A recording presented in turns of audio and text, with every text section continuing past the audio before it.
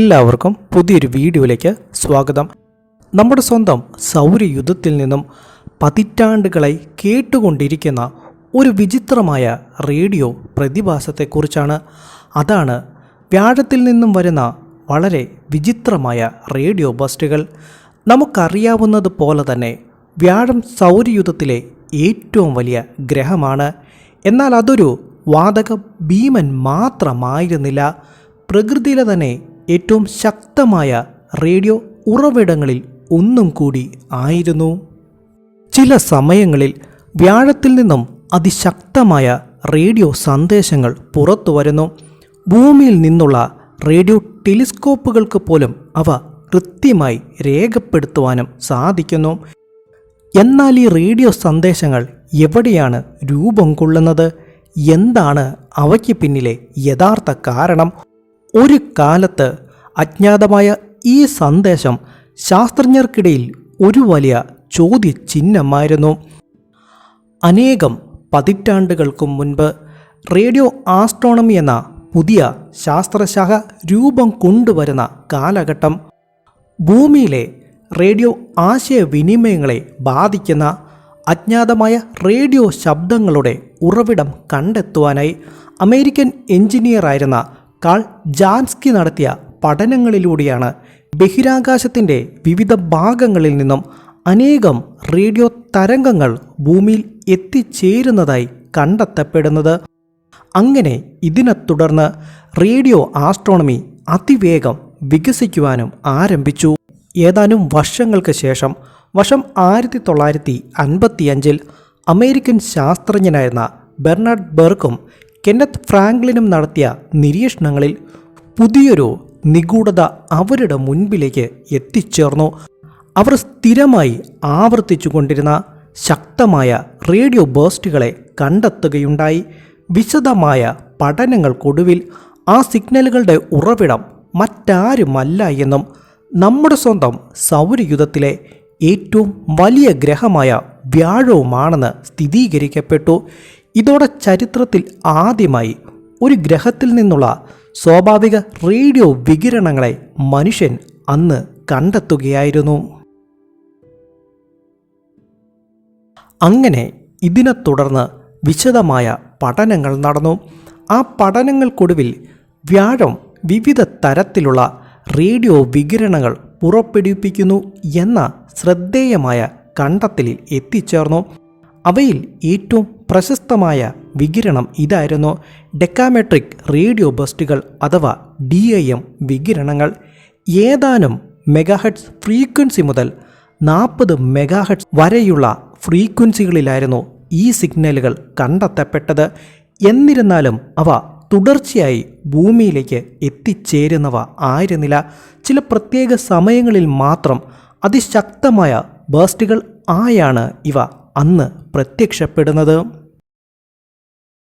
ഈ ബേസ്റ്റുകൾ എവിടെ നിന്നാണ് വരുന്നത് എന്ന് കണ്ടെത്തുവാനായി വർഷങ്ങളോളം റിസർച്ചുകൾ നടന്നു.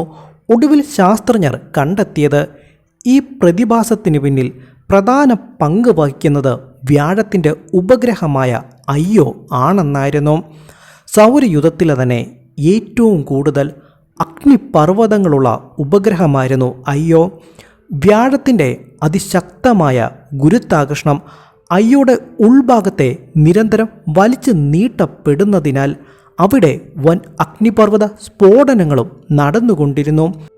ഈ അഗ്നിപർവ്വതങ്ങളിൽ നിന്നും പുറത്തു വരുന്ന വാതകങ്ങളിൽ നിന്നുള്ള വസ്തുക്കൾ അയോണീകരിക്കപ്പെടുകയും പ്ലാസ്മ രൂപപ്പെടുകയും ചെയ്യുന്നു.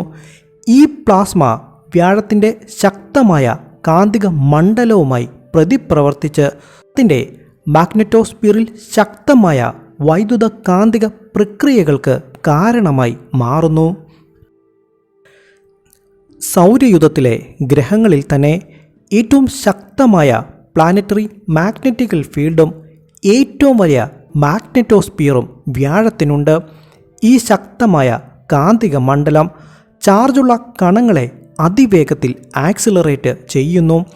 ഈ ഇലക്ട്രോണുകൾ മാഗ്നറ്റിക് ഫീൽഡ് ലൈനിലൂടെ സഞ്ചരിക്കുന്നതിനിടയിൽ സൈക്ലോട്രോൺ മേസർ ഇൻസ്റ്റെബിലിറ്റി എന്നറിയപ്പെടുന്ന ഭൗതിക പ്രക്രിയയിലൂടെ അതിശക്തമായ റേഡിയോ തരംഗങ്ങൾ സൃഷ്ടിക്കുന്നു.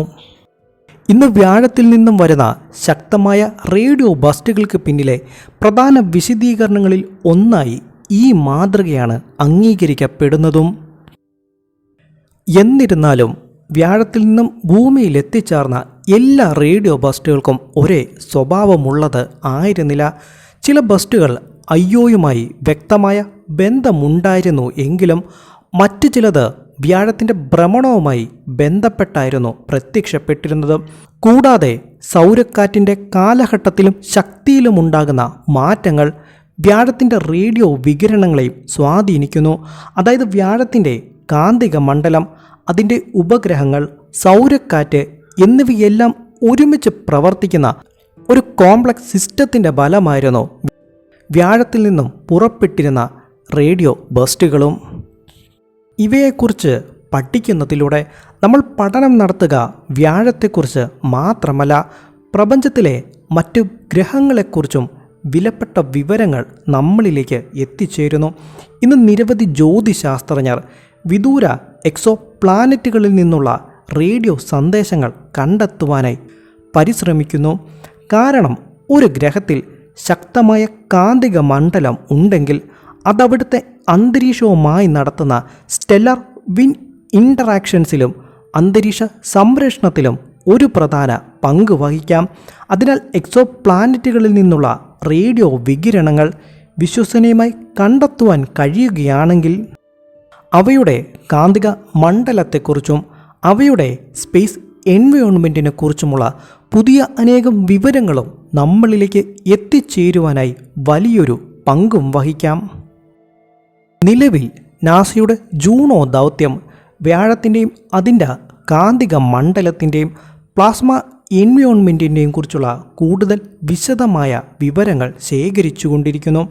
അതേസമയം തന്നെ യൂറോപ്യൻ ബഹിരാകാശ ഏജൻസിയുടെ ജൂയിസ് ദൗത്യം വ്യാഴത്തിലേക്ക് എത്തിച്ചേരുന്ന സമയം നമുക്കനേകം പുതിയ വിവരങ്ങളും ലഭിക്കുന്നതാണ്. 2031 വ്യാഴത്തിൽ എത്തിച്ചേരുന്ന ജൂയിസ് ദൗത്യം അതിൻ്റെ പ്രധാന മഞ്ഞുമൂടിയ ഉപഗ്രഹങ്ങളെക്കുറിച്ചും കാന്തിക മണ്ഡലത്തെക്കുറിച്ചും പ്ലാസ്മ എൻവയോൺമെൻറ്റിനെക്കുറിച്ചും അനേകം വിശദമായ പഠനങ്ങൾക്ക് തയ്യാറെടുക്കുന്നു. മാത്രമല്ല, ഭൂമിയിൽ നമ്മൾ ഇന്നുപയോഗിക്കുന്ന റേഡിയോ ഒബ്സർവേറ്ററീസും കൂടാതെ അതിനൂതനമായ സ്പേസ് ബേസ്ഡ് ഇൻസ്ട്രുമെൻസും എല്ലാം ഉപയോഗിച്ച് വ്യാഴത്തിൽ നിന്നുള്ള റേഡിയോ എമിഷൻസിനെ കുറിച്ച് നമ്മൾ ഇന്നും കൂടുതൽ വ്യക്തമായ പഠനങ്ങൾ നടത്തുകയും ചെയ്യുന്നു. ചുരുക്കത്തിൽ പറയുകയാണെങ്കിൽ ഒരു കാലത്ത് വളരെ ദുരൂഹമായ ബഹിരാകാശ സിഗ്നലായി തോന്നിയ വ്യാഴത്തിൽ നിന്നുള്ള റേഡിയോ ബസ്റ്റുകൾ ഇന്ന് ഗ്രഹങ്ങളുടെ കാന്തിക മണ്ഡലത്തെക്കുറിച്ചും ബഹിരാകാശ പ്ലാസ്മ ഭൗതിക ശാസ്ത്രത്തെക്കുറിച്ചും മനസ്സിലാക്കുവാനുള്ള ഏറ്റവും പ്രധാനപ്പെട്ട പഠന വിഷയങ്ങളിലൊന്നായി പിൻകാലത്ത് മാറപ്പെട്ടു. എന്നിരുന്നാലും നമ്മൾ ചോദിക്കുന്ന ചോദ്യങ്ങൾ പിന്നെയും അനേകമാണ്. വ്യാഴത്തിൻ്റെ സങ്കീർണമായ മാഗ്നറ്റിക് എൻവയോൺമെൻറ്റ് ഒരു പക്ഷേ ഇനിയും അനവധി രഹസ്യങ്ങൾ ഒളിപ്പിച്ച് വച്ചിട്ടുമുണ്ടാകാം.